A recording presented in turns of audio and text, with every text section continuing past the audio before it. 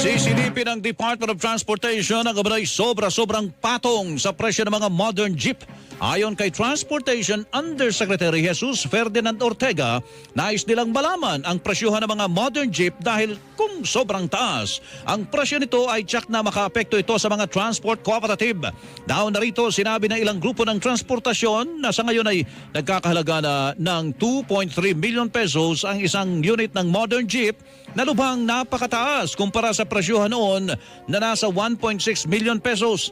Dahil dito, sinabi ni Ortega na hihingi sila ng listahan ng presyo ng mga unit para suriin kung masyado ba itong mataas. At the end of the day, malaki ang epekto nun sa kooperatiba kung mataas ang presyo. That's why meron na kaming pinadala or soon, we will be asking for an updated list ng presyo ng lahat ng mga sasakyan para malaman kung ano ba ang totoong presyo para kung may mga certain things that has to be changed para